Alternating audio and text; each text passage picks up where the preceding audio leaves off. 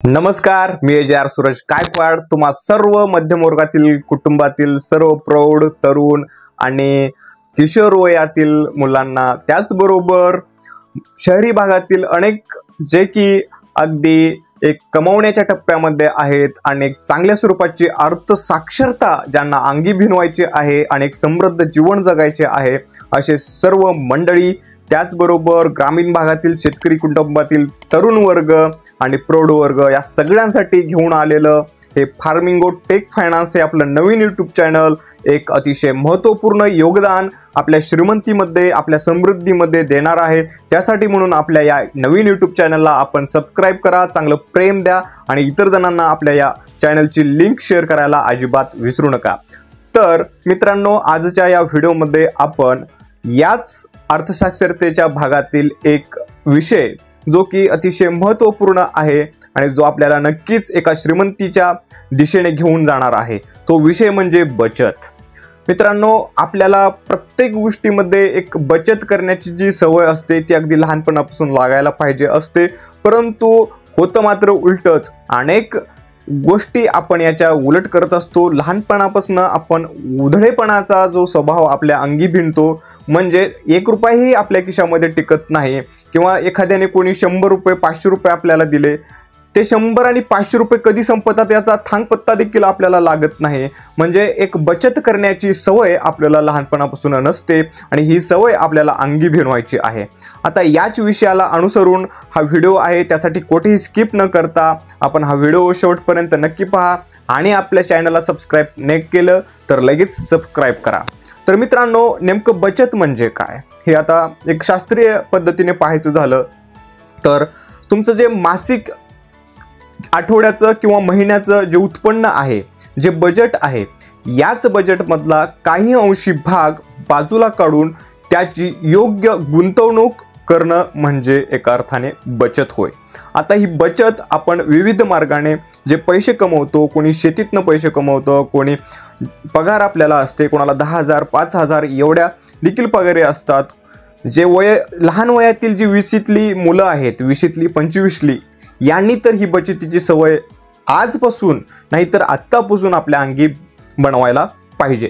आता आपलं जे महिन्याचं जे बजेट आहे त्यामधून आपण काही भाग हा बचत म्हणून बाजूला काढायचा आहे। आता त्यापुढे या बचतीचे नेमके फायदे आपल्याला काय होणार आहेत ते पाहूया। तर मित्रांनो, या बचतीचा पहिला फायदा म्हणजे एखादी मोठी समस्या तुमच्यावरती ज्यावेळेस येते, एखादं आकस्मिक संकट तुमच्यावरती ज्यावेळेस येतं, त्यावेळेस पहिल्यांदा ही बचत तुम्हाला एक वरदान साबित ठरते। त्यासाठी म्हणून आपल्याला सर्वात पहिल्यांदा बचतीकडे जाणं गरजेचं आहे। त्यापुढे तुमचं घर बांधण्याचं स्वप्न असेल, शिक्षण कंप्लीट करण्याचं, मुलांच्या शिक्षणासाठीचा खर्च असेल किंवा एखादं व्यवसाय टाकण्याचं तुमचं स्वप्न असेल, व्यवसाय वाढीचं तुमचं स्वप्न असेल, ते परिपूर्ण करण्यासाठी तुम्हाला ही बचत महत्त्वाची ठरते। आज रोजी जर तुम्ही बचत करायला चालू केली तर निश्चितच तुमचं उज्ज्वल भविष्य झाल्याशिवाय राहणार नाही। हे काही बचतीचे फायदे आहेत। आता ही बचत आपण करायची कशी? तर आता मित्रांनो, मी सांगितलं की तुमचं महिन्याचं जे बजेट असतं त्यातलाच काही भाग आपण बाजूला काढायचा। आता यामध्ये काही जणांचा हा पगार 10,000 असतो, काही जणांचा 20,000 असतो, काही जणांचा 30,000 असतो। या पगारातील 5% किंवा 10% रक्कम हे आपण महिन्याला बाजूला काढायची आहे आणि ही रक्कम एका गुंतवणुकीमध्ये आपल्याला द्यायची आहे। ही गुंतवणूक तुमची RD मध्ये असेल, FD RD ह्या थोड्याशा जुन्या गोष्टी आहेत, ह्या बाजूला आपण ठेवाव्या। तर यामध्ये गुंतवणुकीचे नवीन पर्याय तुम्ही आजमावले पाहिजेत। जर तुम्ही तरुण असाल तर शेअर मार्केट असेल, म्युच्युअल फंड असेल, यासारख्या नवीन गुंतवणुकीच्या पर्यायामध्ये आपण पाहायला हरकत नाही। म्युच्युअल फंडासारखा जो पर्याय आहे यामध्ये तुम्हाला सरासरी 15% एवढा वार्षिक परतावा नक्कीच एखाद्या चांगल्या स्वरूपाच्या कंपनीचा, जे की आपल्याला फायदेशीर ठरेल अशा कंपनीचा आपण म्युच्युअल फंड SIP नुसार त्यामध्ये ठराविक रक्कम 500 रुपये, 1000 रुपये, 5000 रुपये किंवा आपलं उत्पन्न जसं आहे त्यानुसार एक SIP म्हणजे काय तर सिस्टमॅटिक इन्व्हेस्टमेंट प्लॅन, अशा स्वरूपाने आपण हा टप्पा यामध्ये ठराविक पैसे आपल्या अकाउंटमधून डेबिट होतात आणि त्या म्युच्युअल फंडामध्ये जातात। आता हा म्युच्युअल फंड थोडासा रिस्की आहे, परंतु तरुण वर्गातील मुलांना हे अतिशय लॉंग टर्म व्हिजनसाठी अतिशय महत्त्वपूर्ण आहे। यामध्ये आपण आपले पैसे गुंतवू शकता। त्याचबरोबर शासनाच्या विविध बॉन्ड स्कीम असतील किंवा पोस्टातील ज्या काही योजना आहेत, अशा योजनांमध्ये देखील चांगल्या स्वरूपाचा परतावा आपल्याला भेटेल, अशा ठिकाणी आपण या पैशांची गुंतवणूक करावी। आता बचतीच्या पुढचा हा गुंतवणूक भाग आहे, या विषयावरती आपण नवीन व्हिडिओ घेऊन येणारच आहोत। परंतु तुर्तास गुंतवणुकीचे फायदे हे काय होतील, तर ह्या पैशांची वाढ आपली चांगली होईल।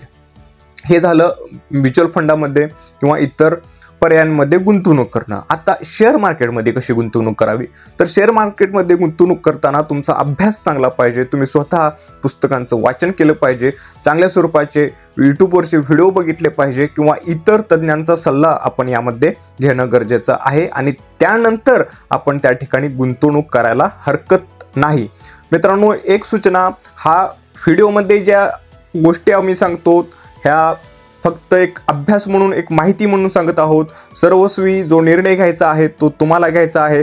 आम्ही येथे कुठल्याही प्रकारचं या ठिकाणी तुम्हाला सांगत नाही की आपण याच पर्यायांमध्ये गुंतवा।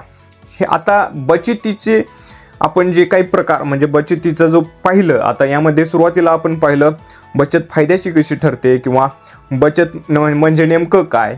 आता पुढे पाहूया ही बचत आपल्याला भविष्यामध्ये काय देणार आहे। तर मित्रांनो, ही बचत तुम्हाला भविष्यामध्ये तुमचं जीवन हे समृद्ध करणार आहे, तुम्हाला आनंदी करणार आहे आणि तुम्हाला फायनान्शियली फ्रीडम देणार आहे, म्हणजे एक आर्थिक स्वातंत्र्य देणार आहे। म्हणून तुम्हाला बचत करायची आहे आणि जितक्या लवकर होता होईल तितक्या लवकर तुम्हाला बचत करायची आहे।